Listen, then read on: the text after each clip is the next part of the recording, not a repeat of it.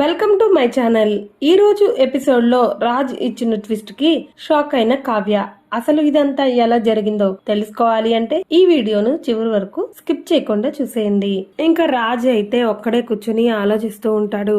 ఏదో ఒకటి చేసి వీళ్ళిద్దరిని ఒకటి చేయాలి, ఏం చెయ్యాలి అని ఆలోచిస్తూ ఉంటాడు. ఆలోచించి పెళ్లి కొడుకు దగ్గరికి వెళ్తాడు. పెళ్లి కొడుకు దగ్గరికి వెళ్తే పెళ్లి కొడుకుతో మాట్లాడుతూ, హాయ్, నా పేరు రాజ్. మీరు శ్రీరామ్. మీరు పెళ్లి చేసుకోబోయే అమ్మాయికి భావనవుతాను అని మాట్లాడతాడు రాజ్. మీతో ఒక విషయం గురించి మాట్లాడాలి అని పెళ్లి కొడుకుతో రాజ్ అన్నాడు. పెళ్లి కొడుకేమో, చెప్పండి సార్, నేను పాజిటివ్ గానే తీసుకుంటాను. నేను పోలీస్ ఫీల్డ్ లో ఉండి నాకు ఏదైనా లైట్ గా తీసుకోవడమే అలవాటైపోయింది. పర్వాలేదు, ఏ విషయం గురించైనా చెప్పండి అని పెళ్లి కొడుకు రాజుతో అన్నాడు. ఇంకా రాజు ఏమో, మీరు పెళ్లి చేసుకోబోయే అమ్మాయికి ఈ పెళ్లి ఇష్టం లేదు. మీరు పెళ్లి చేసుకోబోయే అమ్మాయి, నా తమ్ముడు ఇద్దరు కూడా ప్రేమించుకుంటున్నారు. సారీ సార్, మీరు తప్పుగా అర్థం చేసుకుంటున్నారు. నాకు అన్ని విషయాలు తెలుసు. కోర్టులో జరిగిన అనామిక విషయం కూడా నాకు తెలుసు సార్. మీరు మళ్ళీ పొరపాటు పడుతున్నట్టున్నారు. అందరిలాగే మీరు అపార్థం చేసుకున్నారేమో, ఒకసారి చెక్ చేసుకోండి.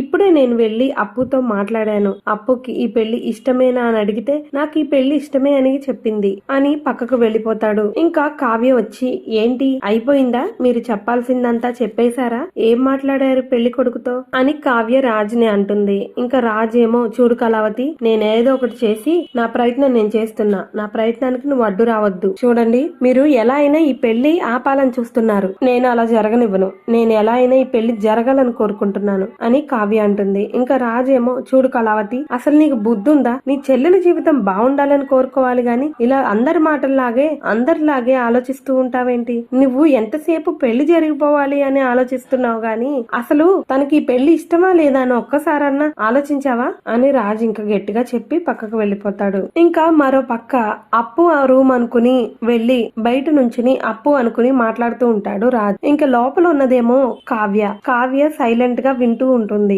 ఇంకా రాజేమో అప్పు అనుకుని, చూడు అప్పు, నీకు ఈ పెళ్లి ఇష్టం లేదని నాకు తెలుసు. వాడికి ఈ పెళ్లి ఇష్టం లేదు. ఎవరికి వాళ్ళు మీ జీవితాన్ని ఇలా నాశనం చేసుకుంది చాలు. ఇకనైనా బయటికి రా, ధైర్యం చేసి బయటకు వచ్చే, నేను నిన్ను కళ్యాణ్ దగ్గరికి తీసుకెళ్తాను. వీళ్ళందరి గురించి ఆలోచించి మీరు పిచ్చి పిచ్చిగా చేయొద్దు. మీ జీవితాల్ని మీరు నాశనం చేసుకోవద్దు. నా మాట విను. నేను బయట కారులో వెయిట్ చేస్తూ ఉంటాను. నువ్వు బయట కారు దగ్గరకు వచ్చేసేయ్, సరేనా అని చెప్పి వెళ్లిపోతాడు రాజు. కానీ లోపల ఉన్నదేమో కావ్య ఇదంతా వింటుంది. ఇదంతా విని తనలో తనే ఆలోచించు ఉంటుంది. ఏంటి ఎలా అయినా ఈ పెళ్లి ఆపాలని ఆలోచిస్తున్నట్టున్నారు. ఏం చెయ్యాలి ఇప్పుడు? అప్పు అనుకుని ఇదంతా చెప్పారు కదా, సరే, ఆయన ఎలా అయినా ఈ పెళ్లి ఆగకూడదు. అప్పుకి ఈ విషయం ఎలా అయినా తెలియకూడదు. నేనే వెళ్తాను అని చెప్పి తనే తలకి చీర కొంగు చుట్టుకుని కారు దగ్గరికి వెళ్తుంది. అప్పునే అనుకుని కారు ఎక్కించుకుని రాజు ఇంకా స్టార్ట్ చేస్తాడు. కార్ కొంచెం దూరం వెళ్లిన తర్వాత, ఇక్కడే ఉందాం అప్పు, కళ్యాణ్ ఇక్కడికి వస్తాడు అని నుంచో ఉంటాడు. కళ్యాణ్ కోసం వెయిట్ చేద్దామని చెప్పి కార్ దిగి వెయిట్ చేస్తూ ఉండగా అప్పు మొహం చూసి ఒక్కసారిగా షాక్ అవుతాడు. అక్కడ ఉన్నది అప్పు కాదు, కావ్య. ఇంకా మరో పక్క కళ్యాణ్ తనలో తనే ఆలోచించుకుంటూ, ఎవరి కోసం మా జీవితాల్ని ఇచ్చేస్తున్నాం? నేనెందుకు వేరే వాళ్ళ కోసం నా జీవితాన్ని ఇది చేసుకోవాలి? అక్కడ అప్పు, ఇక్కడ నేను బాధపడి ఏం ప్రయోజనం? ఎవరు అయినా మమ్మల్ని ఓదార్చాలని చూస్తారు గాని మా ఒంటరితనాన్ని ఎవరు పోగొట్టలేరు కదా, మా బాధని ఎవరు తీర్చలేరు కదా. ఇంకా నేనే ఏదో ఒకటి చెయ్యాలి అని చెప్పి డోర్ తీస్తుంటే డోర్ రాదు. ఓహో, ఇదంతా అమ్మ పనా?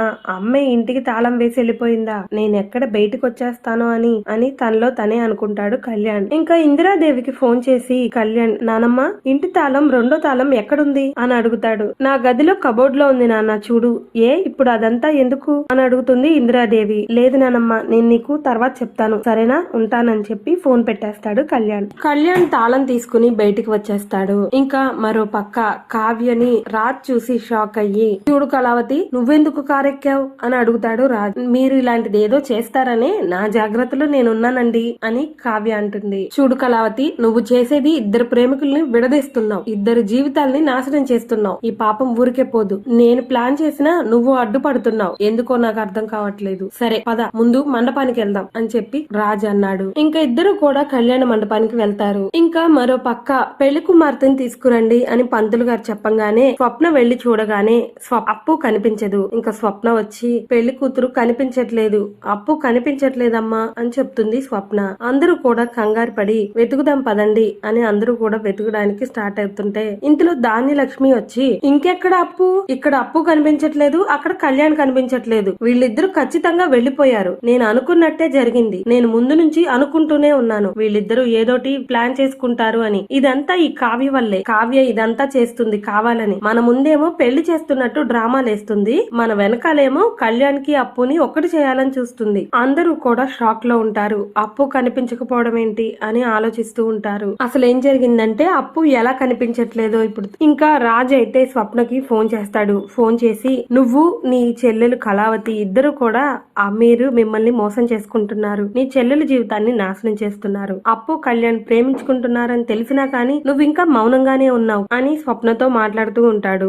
ఏంటి రాజ్ అలా మాట్లాడతావు, నా చెల్లెల జీవితం బాగుండాలని నేను మాత్రం కోరుకోనా, తనకి ఎంతో కన్విన్స్ చేసి చెప్పాను అయినా కానీ తను వినట్లేదు, అది కూడా కావ్యలాగే ఒకళ్ళ కోసం బతకడం అలవాటు చేసుకుంది, దానిలాగే తయారైంది, నేనేం చేయను చెప్పు రాజ్ అని స్వప్న రాజ్ తో అంటుంది. ఇంకా రాజ్ ఏమో సరే అయితే నేను చెప్పినట్టు చెయ్యి, అప్పుని బయటకు తీసుకొచ్చేయి, కళ్యాణ్ ని బయటకు తీసుకొస్తాను, మనం వాళ్ళిద్దరికి పెళ్లి చేద్దాం, ఆ తర్వాత ఏం జరిగినా చూసుకోవచ్చు, నేను చూసుకుంటాను అని రాజ్ అయితే స్వప్నతో చెప్తాడు. సరే రాజ్ నేనే ఏదో ఒకటి చేస్తాను అని చెప్పి స్వప్న ఏమో ఇంకా ఫోన్ పెట్టేసి అప్పు దగ్గరికి వెళ్తుంది. అప్పు దగ్గరికి వెళ్లి మనం బయటకు వెళ్ళాలి, అర్జెంట్ గా నేను నీతో మాట్లాడాలి అని చెప్పి ఎక్కడికక్క ఇప్పుడెందుకు ఎక్కడికి వెళ్తున్నావు చెప్పవేంటి అని స్వప్నను అడుగుతుంది. అప్పు నీ పెళ్లి చేయడానికి కళ్యాణ్ తో ఒకసారి మాట్లాడతావని, ఈ పెళ్లి నీకు కరెక్ట్ కాదు అప్పు, చూడు నీ జీవితాన్ని నువ్వు నాశనం చేసుకోవద్దు, ఈ విషయంలో సెల్ఫిష్ గానే ఆలోచించాలి, స్వార్థంగానే ఆలోచించాలి, తర్వాత ఎవరు వచ్చి ఓదారుస్తారు గాని మన ఒంటరితనాన్ని తీర్చలేరు, మనం ఒంటరిగానే ఉండిపోతాం, వీళ్ళందరి కోసం నీ జీవితాన్ని ఎందుకు పాడు చేసుకుంటావు, నువ్వు ఎందుకు ఆలోచించలేకపోతున్నావు, నువ్వెందుకు అర్థం చేసుకోలేకపోతున్నావు, నా మాట విను, నా మాట విని కళ్యాణ్ తో ఒక్కసారి మాట్లాడు, నీ మనసులో ఉన్న మాట బయట పెట్టు, ఒక్కసారి కళ్యాణ్ తో మాట్లాడి వచ్చేద్దు గాని నా మాట విను అని చెప్పి స్వప్న అప్పుని తీసుకెళ్తుంది.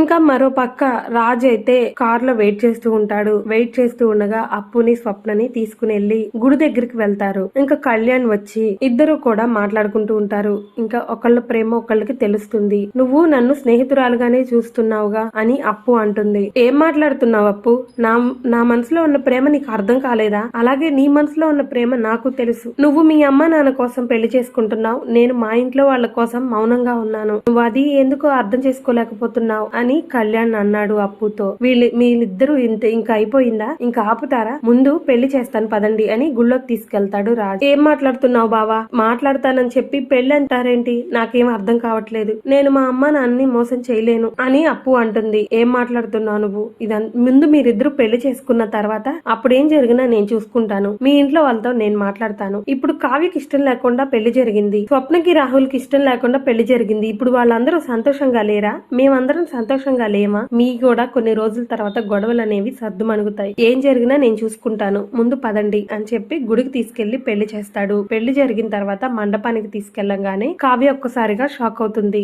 అందరూ కూడా ఒక్కసారిగా షాక్ అవుతారు. ఇలాగే జరగాలి అనుకుంటే మరిన్ని అప్డేట్స్ కోసం మా ఛానల్ ను సబ్స్క్రైబ్ చేసుకోండి, పక్కనే ఉన్న బెల్ ఐకాన్ ను ట్యాప్ చేయండి.